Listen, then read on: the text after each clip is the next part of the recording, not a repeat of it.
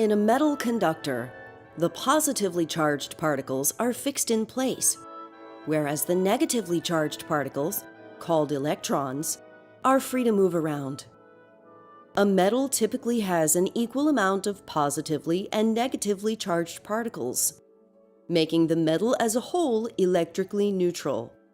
If we apply a force trying to push extra electrons into this metal plate, we will not be successful, because particles with the same charge repel one another.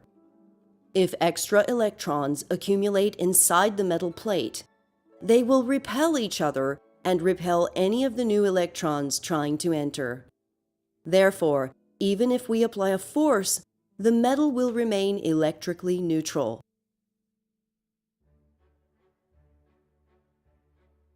Now let us consider a new scenario where there is another metal plate close to the one shown.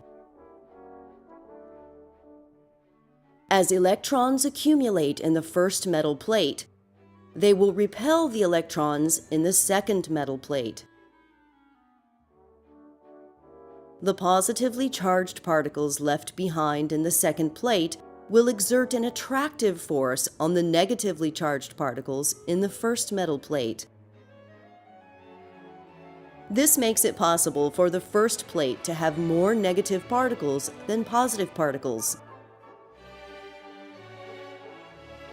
As we add electrons to the first metal plate, an equal number of electrons leave the second metal plate.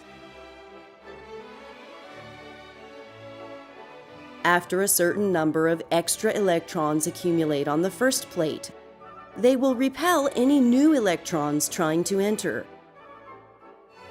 The first metal plate has developed a net negative charge, and the second metal plate has developed an equal and opposite net positive charge.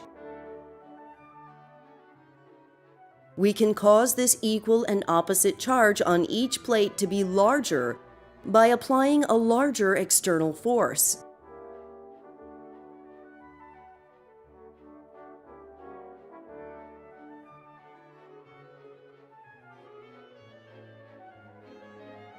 If we remove the external force we are applying, the extra electrons in the first metal plate will continue to repel one another.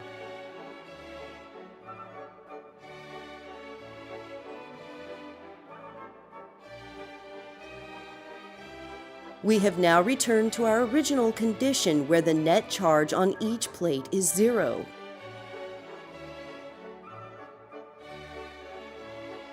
The two metal plates are what we call a capacitor.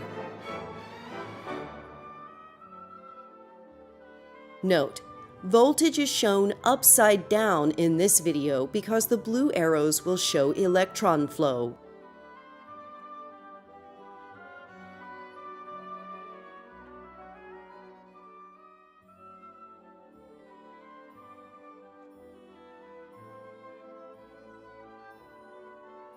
By briefly connecting the capacitor to a battery as shown, the two plates have developed equal and opposite charges. If we then connect the capacitor across the light bulb, all the extra electrons in the negatively charged plate will move to the positively charged plate through the light bulb.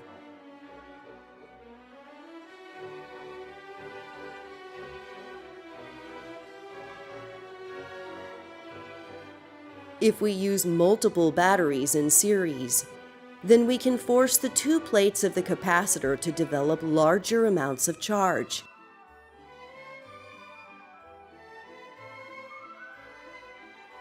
When the capacitor is charged, its voltage will be the sum of the voltages of all the batteries.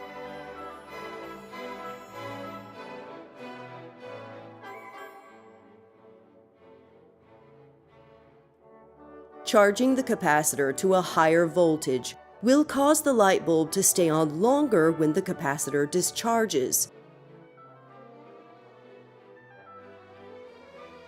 Now suppose that we increase the areas of the two metal plates.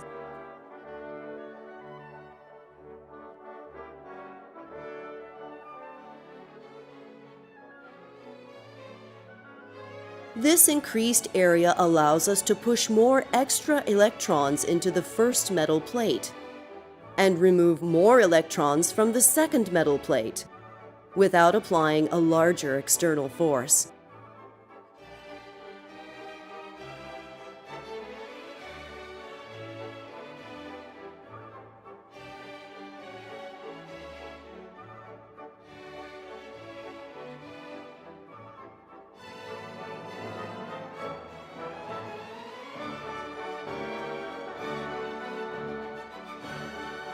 When a larger capacitor is connected to our battery, it'll take longer for the capacitor to charge to the voltage of the battery.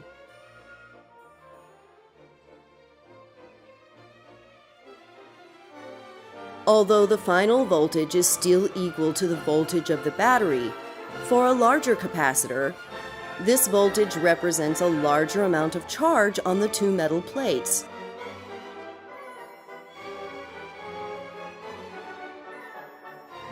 The larger capacitor will take longer to discharge through the light bulb, thereby allowing the light bulb to stay on longer.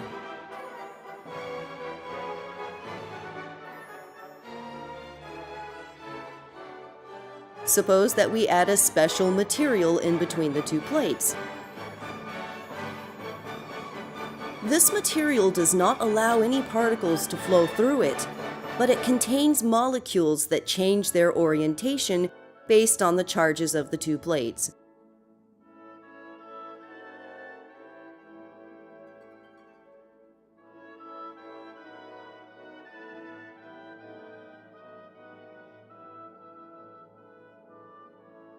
These molecules exert forces that attract more electrons to the negative plate and that repel more electrons from the positive plate.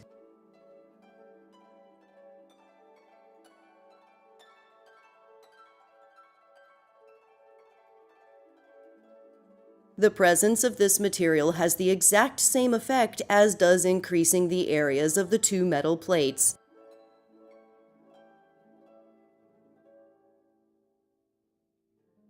This allows the two plates to develop larger net charges for the same amount of applied voltage.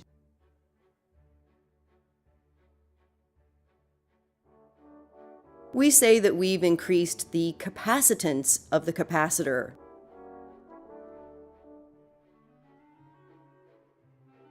There is also a third way to increase the capacitance of a capacitor.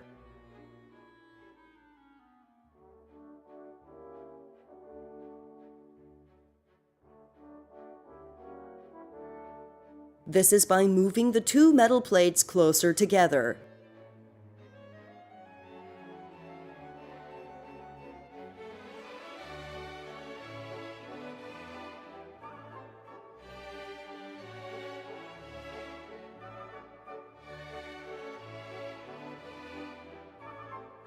Because the two plates are now closer together, they exert greater forces on each other's electrons. This attracts more electrons to the negative plate and repels more electrons from the positive plate, allowing the two plates to develop larger net charges for the same amount of applied voltage.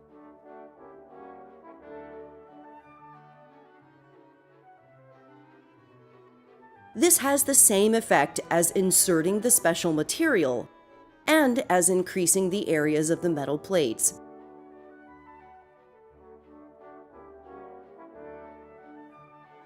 To create the largest capacitance possible, we want to make the areas of the plates as large as possible, insert the special material in between the plates, and move the two plates as close together as possible. The larger the capacitance, the more energy will be stored for the same amount of voltage.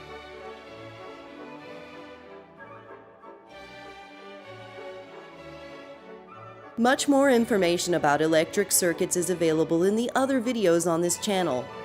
Please subscribe for notifications when new videos are ready.